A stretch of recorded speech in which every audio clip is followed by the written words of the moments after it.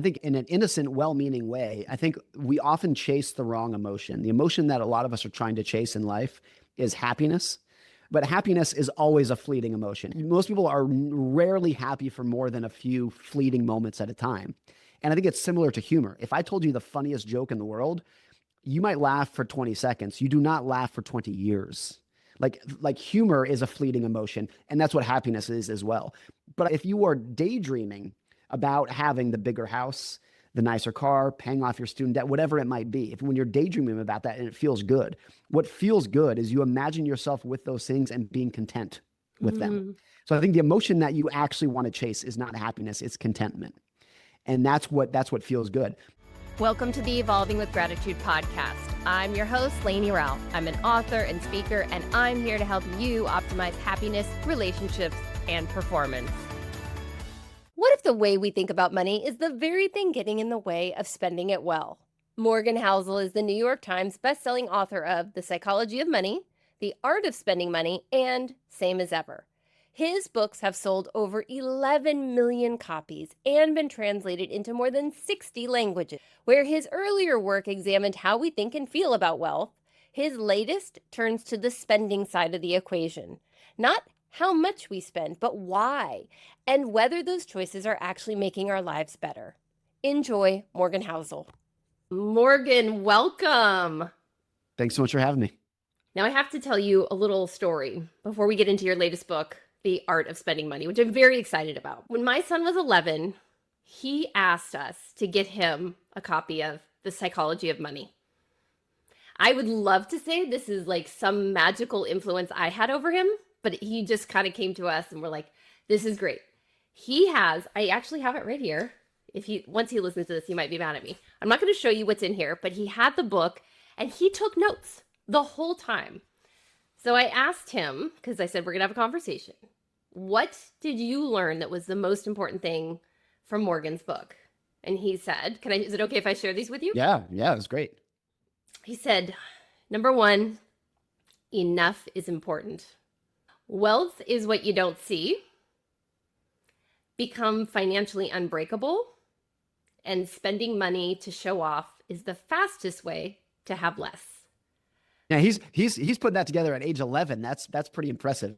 Sounds like he's about 20 years ahead of me in that game. So the fact that he can piece that together when he's in fourth or fifth grade, that's pretty impressive. Well, he's reading it I think between fifth and sixth grade. And he asked me, knowing what you know now, if you could go back to your 12-year-old self and give your 12-year-old self advice, what would you give? Oh, wow. What a great question. I didn't start thinking about money at all in the slightest until I was 16 or 17. So it was a different time, a different era for me back in that period. But what is so true, and I think this is not uncommon at all, when I was 16, 17, I was constantly worried about what other people thought of me. And I had this idea.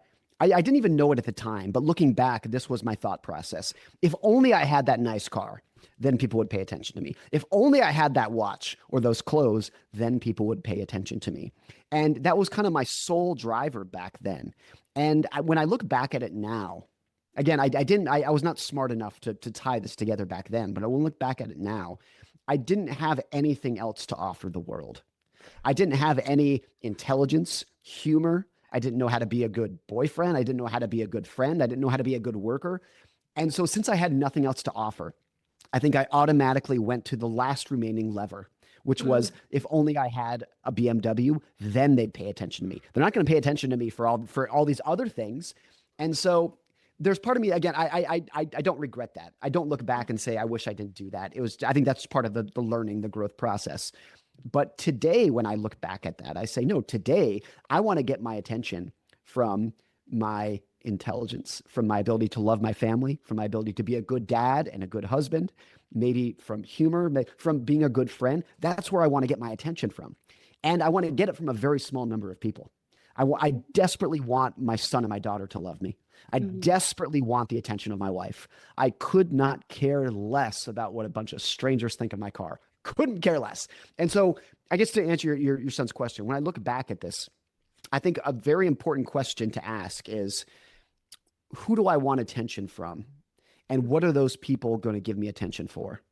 I think Mm, that's the question. And when I look back at particularly how young people spend their money, how I spent my money when I was a young man, that was the not flaw. I don't regret it. It's not a flaw, but just something I look back and say, oh, I was playing a game back then, and it took me 20 years to understand the rules of the game. And when you actually piece it together, it's a pretty silly game to begin with.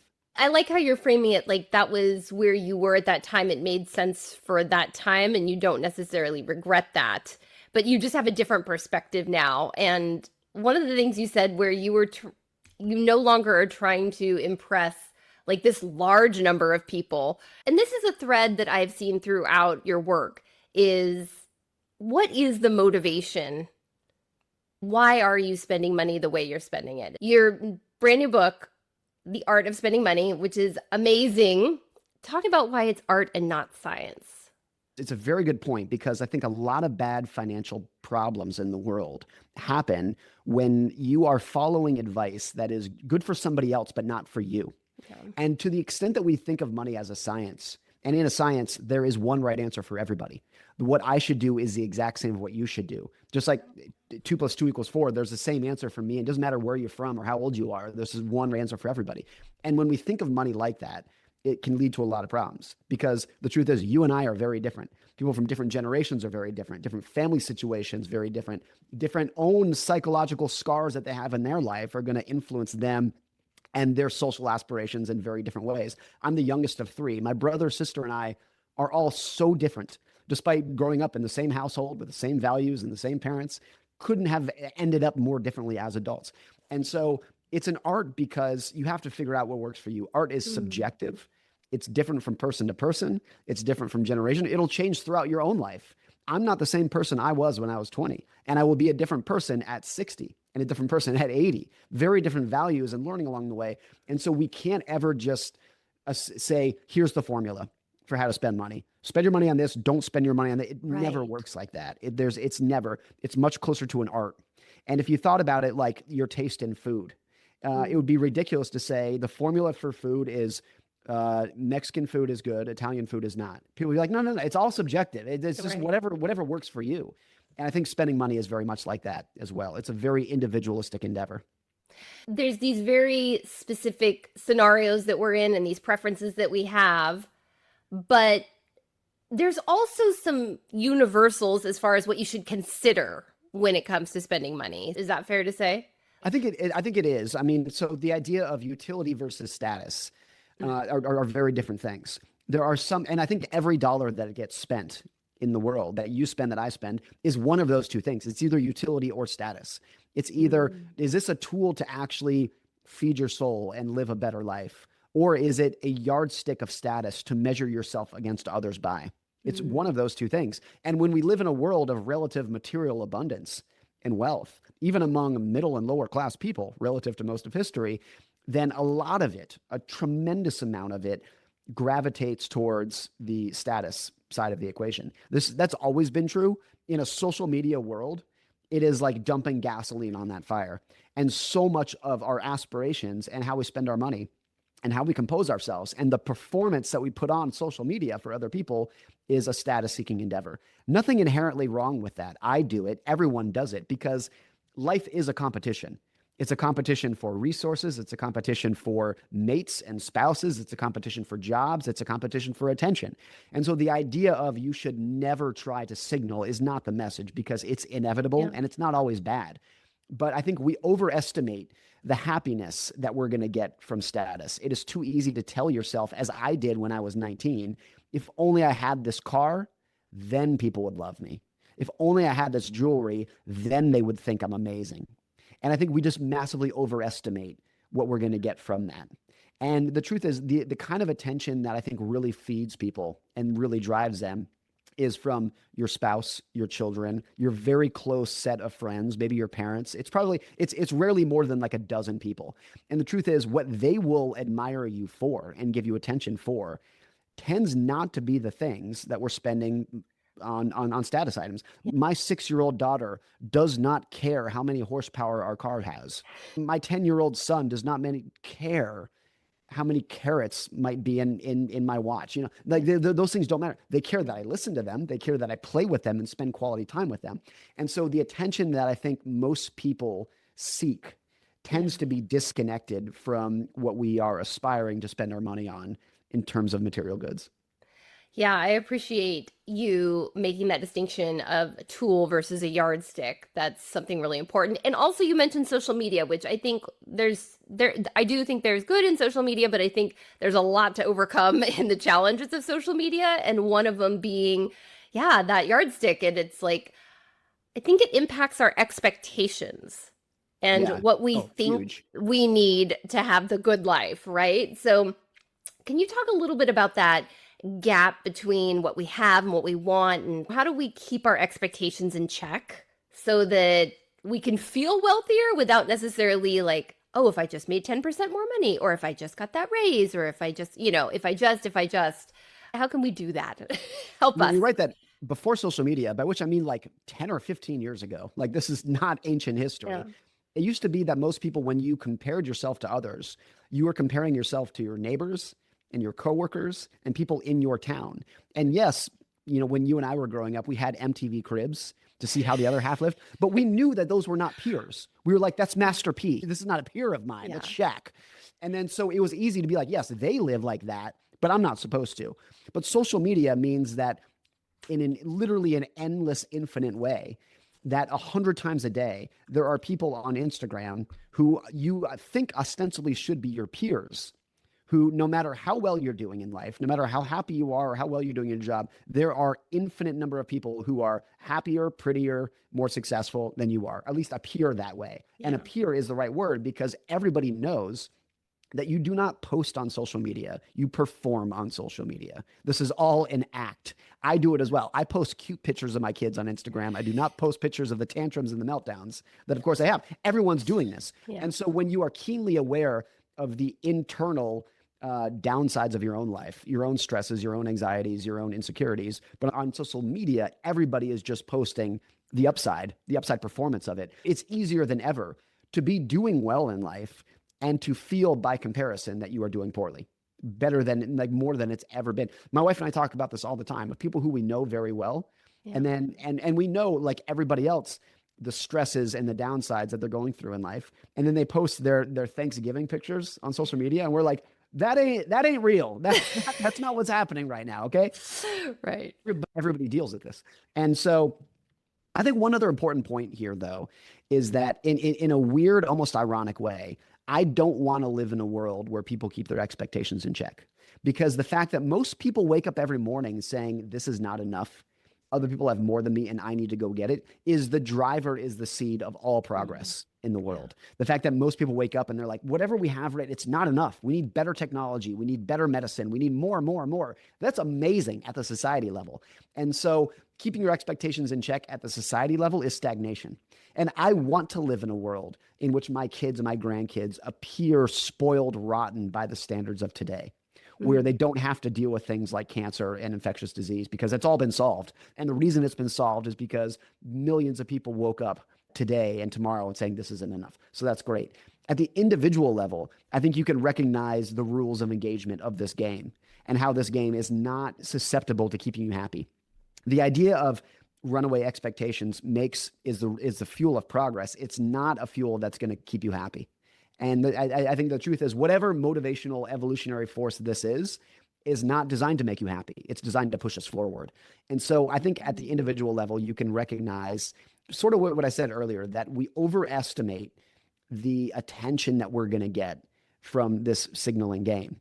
The great comedian Jimmy Carr phrased this recently. I just heard this a couple weeks ago. I thought it was so good. He said, in your 20s, most people say, I worry what other people think of me. In your 30s, you say, I don't care what anybody thinks of me. And in your 40s, you finally realize the truth, which was that nobody was thinking about you to begin with. And like most comedy, like, it's funny because it's true. Like, you finally get to the point, you're like, I've been spending all this time showing off for strangers and they're not even paying attention to me. They're busy worrying about themselves. And they're not paying attention to my car. They're spending all of their time worrying about what other people think of their car. And so once you come to terms with that, look, I like nice things. I like nice cars. I like nice houses. This is not a plea to like wear a burlap sack and live like a monk. I like those things, but you need to like them for the right reason. Mm. I want a nice house because I love having my friends and family over and spending time with them. I don't want a nice house because I think a bunch of strangers driving past my driveway are going to turn and say, wow, that guy's cool, because they're not. And so once you just become aware of what that game is, I think it pushes you closer towards the kind of attention and admiration that you want, the durable attention from probably no more than a dozen people in your life, rather than trying to get the attention of strangers. So if I'm understanding correctly, it's kind of like awareness is the key. Like we want to have that aspirational. We want to be pushing ourselves and society forward. We want to have that drive. But at the same time, we have to acknowledge, and to go back to one of my son's takeaways, enough is important, right? Yeah. That's like, it seems like a really difficult needle to thread. Like It is. Let's not pretend that this is an easy thing. And I think even when you are aware of it, I think it requires daily reminder to Mm, yourself about what this is. I think it's close to, if you're familiar with meditation, it's extremely difficult to get to some kind of mental clarity spot. It takes hundreds, maybe thousands of hours of effort to get to there. And once you get there, you have to practice it every day or else it goes away. And I think this is a similar thing. Let's not pretend that you can just read a sentence in my book and say, oh, great, I have enough and I can just move on now. right. This is a very difficult social, idea, philosophy to wrap your head around. And even when you do, I need to remind myself almost daily that the urge that I have to tell myself, if only I had that car, then people would be like, oh, Morgan is awesome. I have to remind myself daily about how silly that game is, because the knee-jerk reaction towards chasing it is so powerful. And so I think just becoming aware of it, though, is 80% of the battle. And I think when you're young, you are completely oblivious to what that game is. You're so driven by the natural power of it. But once you just become aware of it, even if you haven't mastered it, and even if it requires a daily reminder, just being aware of how powerful it is can make a huge difference in your life. I agree. I also love the advice you give: minimize future regret. I think this is an interesting concept too. You write, if you don't mind, I'll Yeah. read something that stuck out to me. Good advice is never as simple as saying, live for today or save for the future. The only good advice is minimize future regret. And I feel like that's kind of related, right? I mean, I'll tell you one quick story. This didn't make it in the book. It should have, but when I was a teenager, I worked at a ski resort in Lake Tahoe, and I had a coworker there. I was 17. He was probably 25. That's probably about right. And he was $25,000 in credit card debt from ski trips that he had taken all over the world. He had skied in France and Italy. And I thought he was the biggest moron I'd ever met. I could not fathom them, like 25,000 in credit card debt. You made me anxious just saying it. Like, oh, I gave him so much grief about it. And I like on a daily basis, this guy is an absolute maniac. And the very tragic punchline here is when he was probably about 30, he died in a ski accident. oh, And I remember at that time how quickly my mindset shifted to, I'm so glad he took those trips. yeah. I'm so glad that he lived while he did. Now, you and I should not live a life with the idea that we're going to have a tragic death in our 30s. But it did remind me of this idea that, like, the only way to think about this, rather than live for today or save for tomorrow, the only way to think about it is on your deathbed, whenever that may be. And I hope for everyone listening, it's in their late 90s, let's say. And you have a moment to look back at your life and reflect.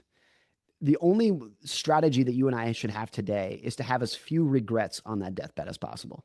I think that's the way to think about it. It's never as simple as live for today or save for tomorrow. It's just, what are you going to regret? And you and I might regret different things.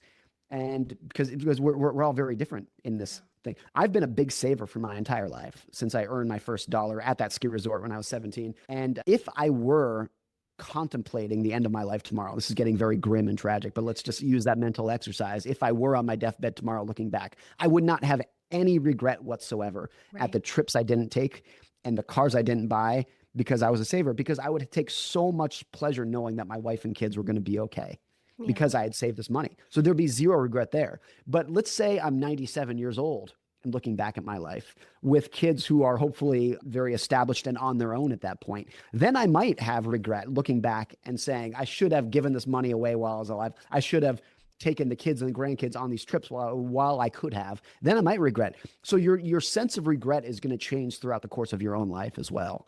And so even this is another thing where even when you understand that concept, it's a daily reminder And I think always pausing and asking yourself, how good am I at anticipating what I'm going to regret? I made decisions 10 years ago.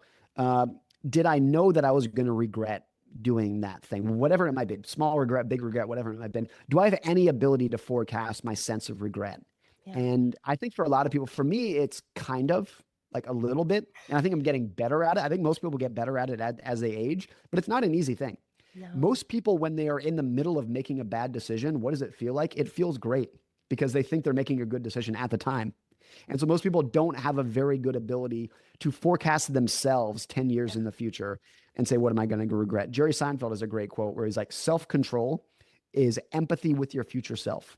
Ooh. It's the ability to say, hey, I'm not going to do this thing right now because I'm empathetic to who I'm going to be a year from now. And I know a year from now that me in the future is going to regret doing this today. It's a very difficult skill. It is. It is. Hopefully, when we're blessed enough to have people in our life who help us with that. Like my husband has been good at reminding us these kids are only going to be with us for so long. It's worth spending some money on experiences like trips that they're not going to be able to take with us forever because they're going to go off and live their own lives and it's going to be harder. So I do really appreciate that sage advice of minimize future regret. So Yep. I love that. What are some other just practical, like if you just were meeting someone for the first time, and by the way, you're very empathetic. You are very kind to appreciate that we're all in these different circumstances. There's no one size fits all. I get that. But what are just some tips that are generally helpful for people as far as making the better decisions? So, minimize the future regret, think about, are you using the money as a tool or a yardstick? Are there other tips that you have for folks that can help them make those better decisions?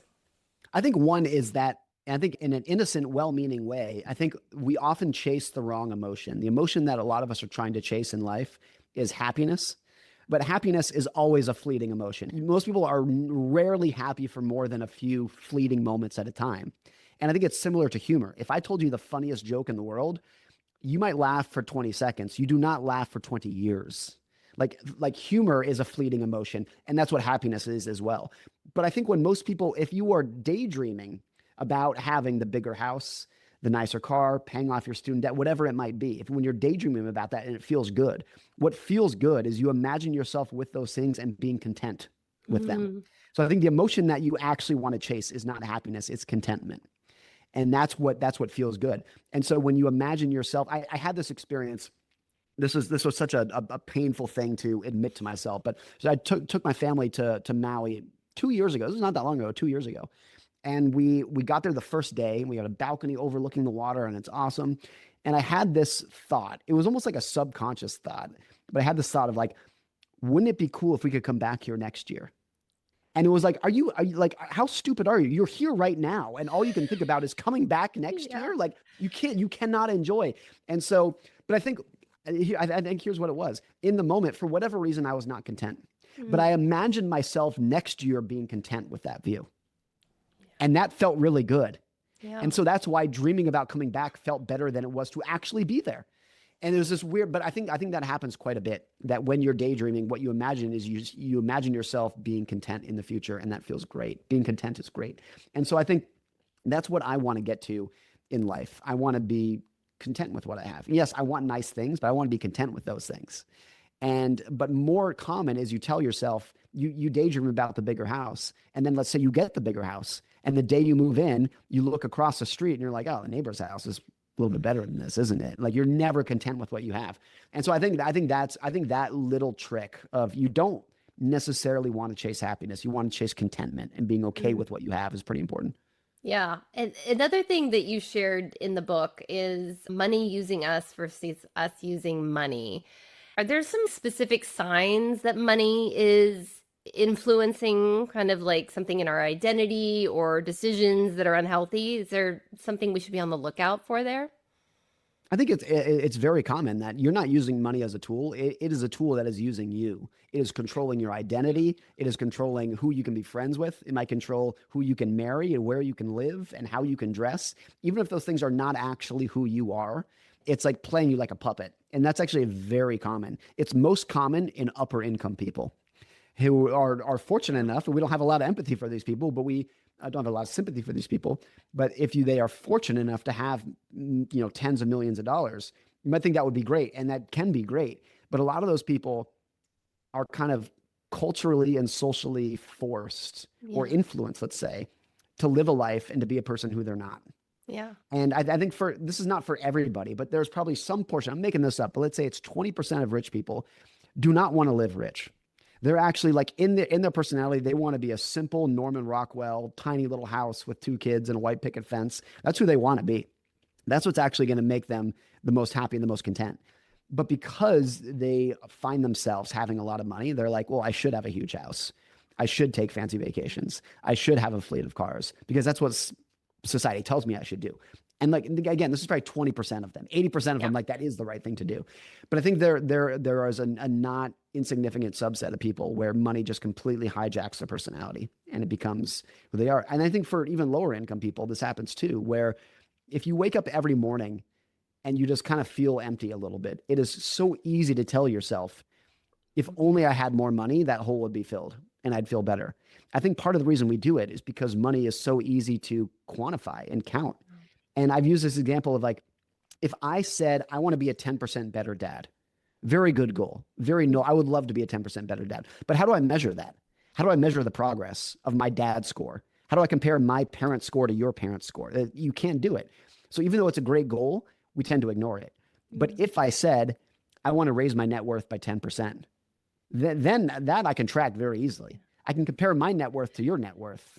And so because it's so easy to count, having more money becomes the target of so many of our goals and the solution to so many of our problems that we tell ourselves, even if there are so many other things of, I'd like to be a better dad, I'd like to be a better husband, I'd like to be a better citizen, I'd like to be in better health, that are just great goals, but hard to quantify. So they tend to be swept under the rug.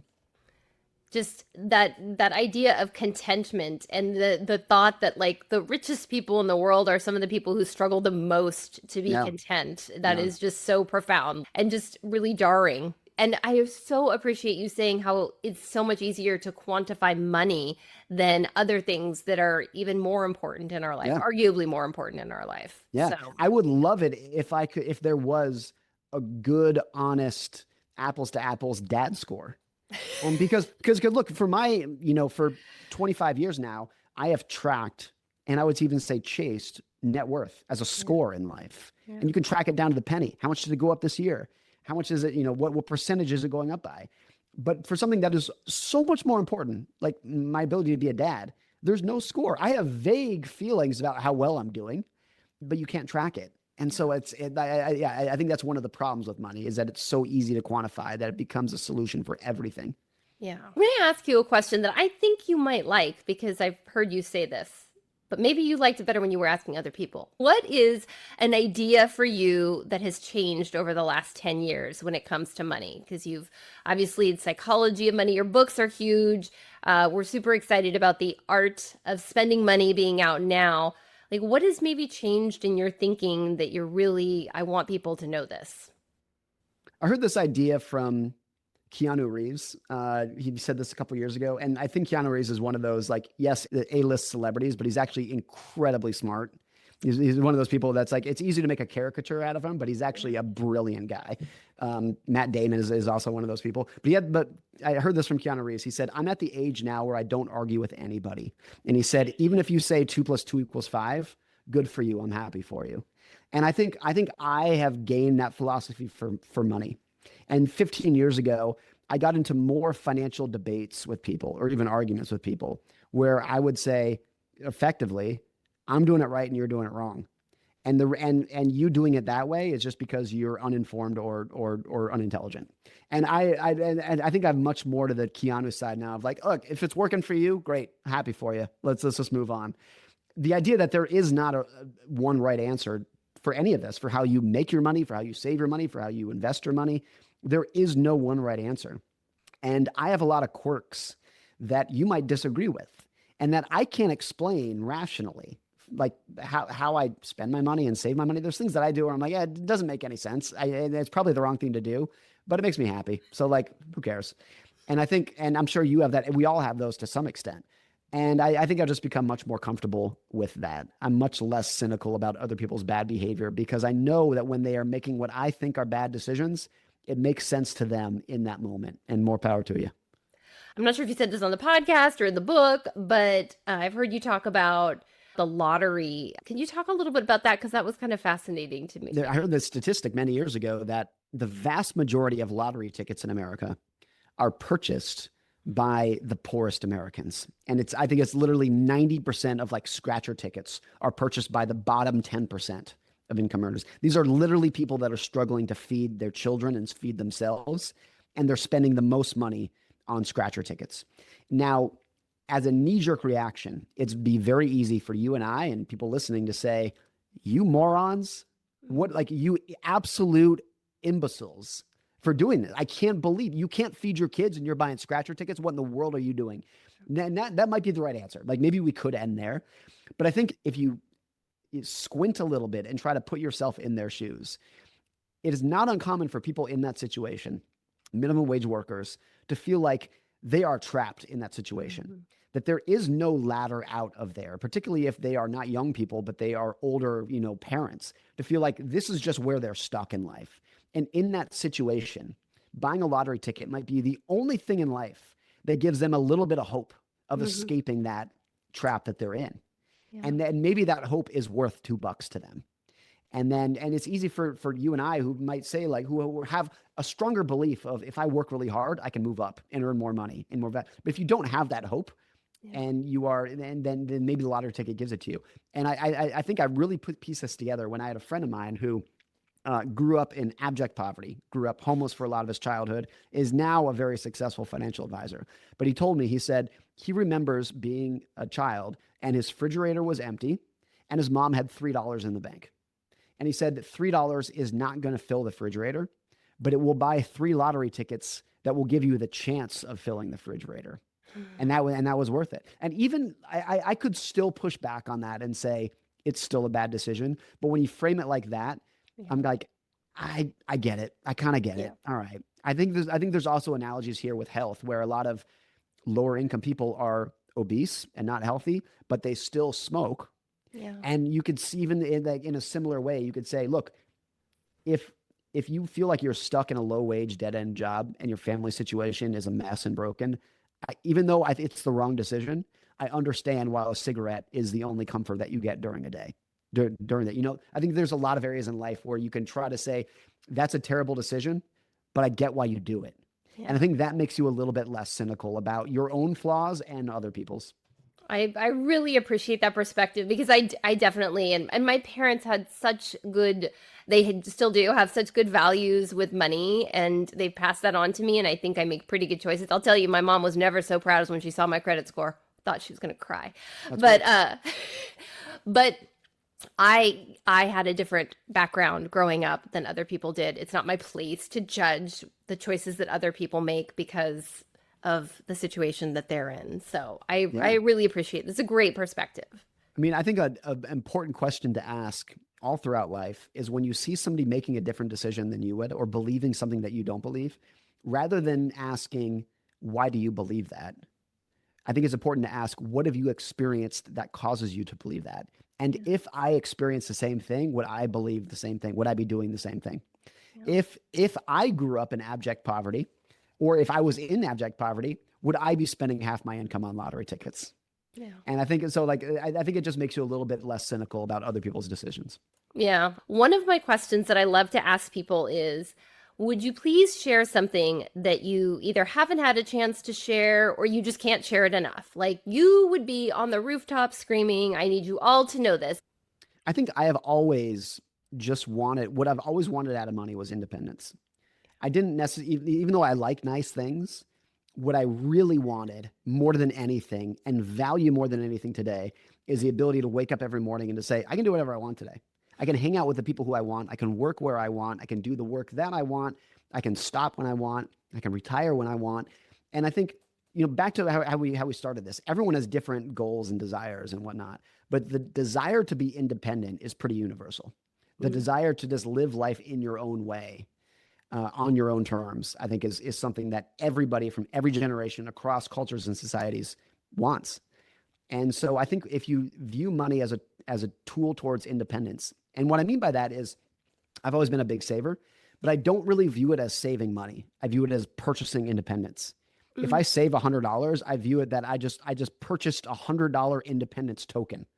And what's also important is that is not delayed gratification. I'm not saving money to buy something in the future. I get benefit out of that today by the savings that I have to wake up this morning with a sense of I can do whatever I want today because I have this pile of independence tokens, which what I mean by that is savings and net worth, that will allow me to do whatever I want and to face the ups and downs of life that we all face, but with having more options to deal with them.